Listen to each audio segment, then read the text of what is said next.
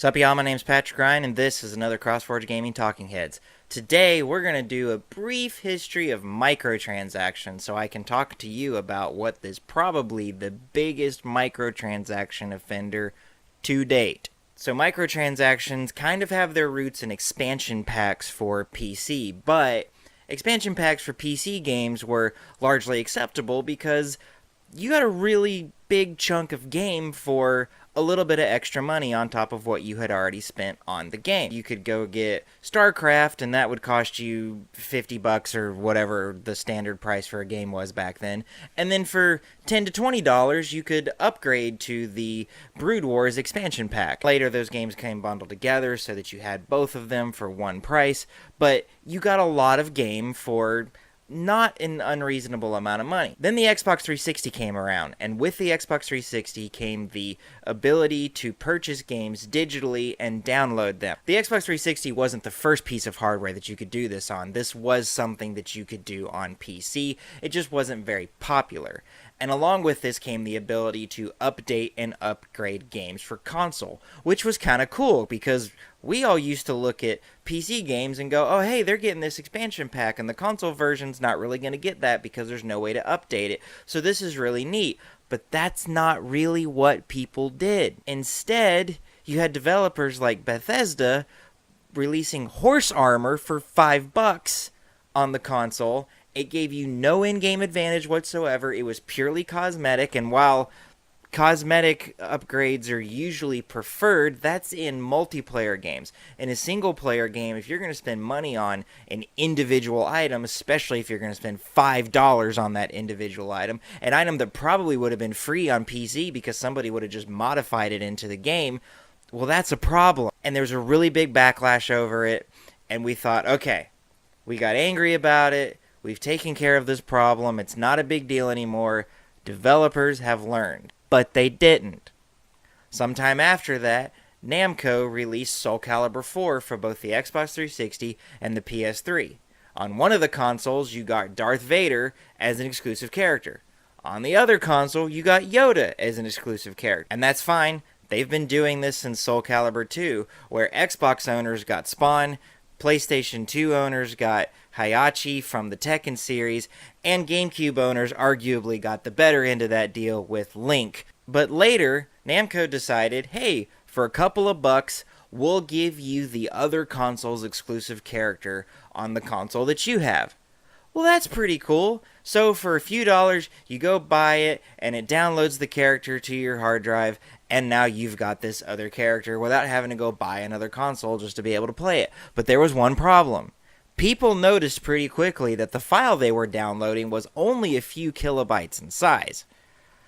Why is this? It's a whole new character. It's got graphics and a wireframe and a moveset and all this other stuff that should be coming along with a character. It should be, I don't know, at least a couple of megabytes. Let's go see what's going on. Turns out all you were really downloading was a text file that ran code in the background to unlock the character because the character already existed on the disk. You were paying money for something you already owned the code for. That's ridiculous.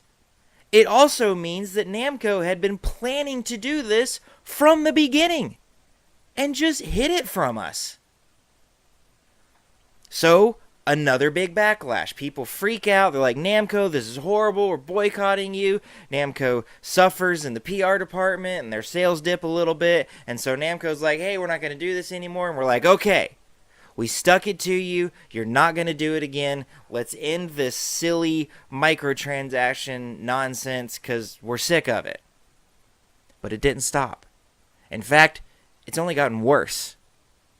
It's only gotten worse. Fighting games commonly charge for additional characters, and they actually charge quite a bit of money for these additional characters. Most fighting game players are okay with this because they understand that there's a lot of balancing that goes into it, and it's not just like slapping a skin on an existing character and calling it a day. Although, if you wind up having to buy a whole bunch of characters, you can eventually end up paying basically for what would have amounted to another copy of the game for what is 5 or 6 characters. Super Smash Bros. For Wii U and 3DS went through this, And while I bought all of them, I also understand that by the time I was done, I probably spent over $100 on that game. All of us have fresh in our mind the Star Wars Battlefront 2 fiasco from last year. EA putting microtransactions in the multiplayer version of the game, and these microtransactions basically make the game function as if it were a mobile game. Now, on mobile, you pick up your phone and you go download a game, and the game itself is free. And if you want to speed up the process, you can pay a couple of bucks here for a ticket or whatever the in-game currency is. And we've come to expect that, and we're okay with that because we're getting the game for free. If we don't want to pay anything into the game, we don't have to pay anything into the game. If we want to pay $5 or $10 into the game, we can pay $5 or $10 into the game. Some people spend thousands of dollars on the game, and you know what? You do you, man. I think that's a little ridiculous, but I'm not in charge of your finances. But when you charge $60 for a full retail game, and then your multiplayer is structured like that, where everything happens slowly, like it would on a mobile game, but you paid $60 for it, that's not okay. There was a huge backlash over it, and EA has suffered tremendously, even to the point where it's being rumored that Disney is thinking of revoking Electronic Arts' license over how poorly they've handled the Star Wars license. That's a big deal, and that's all because we have spoken loud and clear, and you would think that that would mean developers have finally gotten the picture. We don't like being nickeled and dimed for features that should just be in the game. My friends, they haven't learned. Konami just recently released Metal Gear Survive, and I know what you're probably thinking. Konami still develops games, then they got rid of that Hideo Kojima guy. Isn't that basically what they were known for? Yes, Konami still makes games, and occasionally they do a good job. Konami handled Super Bomberman R for Switch, and while the launch of that game wasn't great, they've updated it with a lot of free content, and now it's a pretty stinking good game, I have to admit. When I paid for it up front at the launch of the Switch, I was a little upset with what I got, but these days, after all the updates and the fixing the camera and adding characters and stuff, it's gotten pretty good. It's not a bad game. It's not a great game, but it's not a bad game. Metal Gear Survive comes out. It's not really Metal Gear at all. I guess it takes place in the Metal Gear universe, and it's like a cooperative zombie game, and so people are already kind of wishy-washy on it. Like, I don't know, what are you doing? You're making a Metal Gear game without Kojima, and it's not really a Metal Gear game. It's more like Left 4 Dead, but Metal Gear. Like, I don't really know what you're doing. But it seemed like after time went on, and there was more coverage of it, and people started saying, like, hey, you know what? The game's not bad. Maybe it'll be pretty good. And they went and bought it. And when it came out the other day, people bought it, and they found something that no one had mentioned before this, probably because nobody knew. You have to pay an extra $10 on top of the $40 or whatever it is that you spent on the game to begin with to have another save file. And then if you want a third save file, it's another $10. And if you want another fourth save file, it's another $10. They're basically charging you to use space that you have on a hard drive that you own. What are you doing, Konami? Getting rid of Kojima wasn't bad enough? Messing up Bomberman? How do you mess Bomberman up? There's a free Bomberman on Steam called Bomb Tag that we're actually playing for this week's community game night, and it's going to be really good. But it's free, and it's good. It's competent. It's Bomberman. How do you mess Bomberman up? And then this, $10 for a save file. $10 to use space on my hard drive. Now, if you wanted to be like, hey, we're going to store this up in the cloud, and that costs us money, and so we're going to gouge you $10. Okay, fine. It's a little weird, and I think it's kind of stupid, especially considering that Steam offers this feature for free. But whatever. It's your hard drive space. You want to do that? Fine. Charge me $10 to upload this additional save file to the cloud.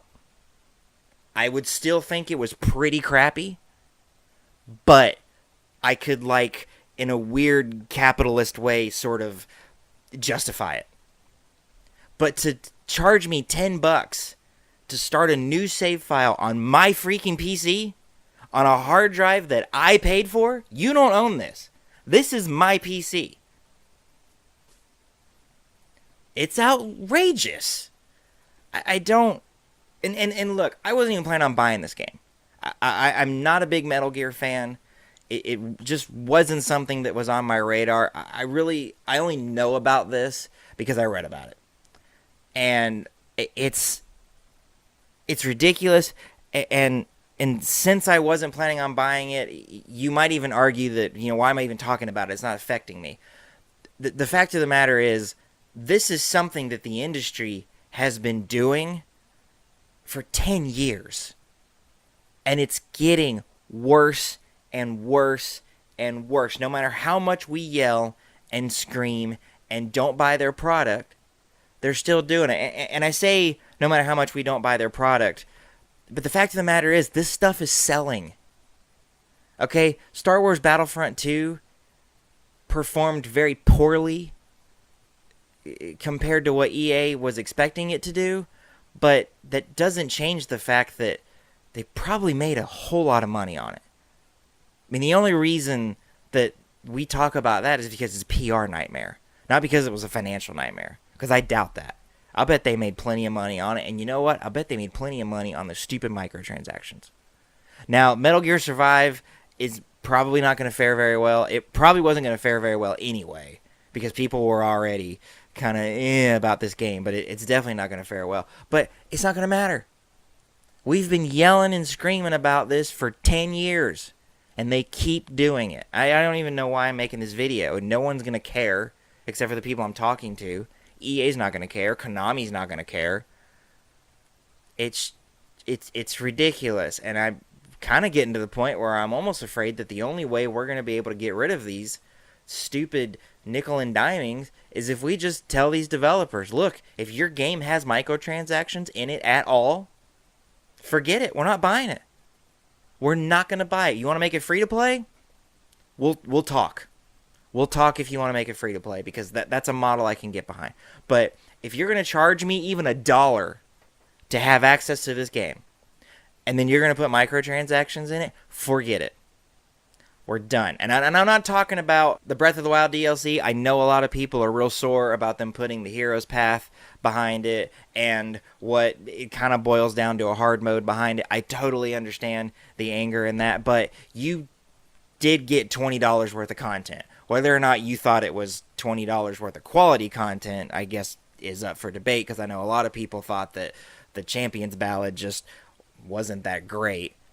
That's fine. I don't think you could argue that it's not $20 worth of content, though. That's not the kind of thing I'm talking about. I'm not talking about the expansion packs for Fallout 4. I'm not talking about additional quests for The Witcher 3 or stuff for Grand Theft Auto. That's not the kind of thing I'm talking about. I'm talking about having to pay $1 for a stat boost, or a couple of dollars for not even for a costume, because it's all cosmetic, and I don't think that's honestly that big of a deal. But this nickel and diming to get the game to where it should have been for $60, that's the kind of bullcrap that I'm talking about. And seriously, I really think the only way we're going to get around to getting it through these publishers' heads that we are not going to take this crap is if the minute that IGN or GameSpot or whoever comes out and says, hey, this game's going to have microtransactions, immediately you're not buying it. I don't care if you've been waiting for 20 years to be able to play this game. You just go, nope, it ain't happening, I'm not buying it. And that is the only way that they're going to get it through their heads. Are we actually going to do it? I don't know. But we're either going to have to do something that drastic, or just go, hey, microtransactions are a fact of life now, and there's nothing I can do about it. That's going to do it for this episode of Talking Head. If you like this video, click the thumbs up. If you didn't like it, click the thumbs down. Don't forget to subscribe and click the bell icon so that you never miss a video. Please go over to our Patreon campaign at patreon.com/crossforgegaming and become a Patreon subscriber. We're going to be offering a lot of really cool rewards. We're going to start ramping those rewards up coming in the month of March. It's going to be really good. Please follow us on Twitch. Go check us out on Facebook. Links to all of these things are in the video description below. I love you guys, and I will see you next time right here on CrossForge Gaming Talking Heads. Have a good one.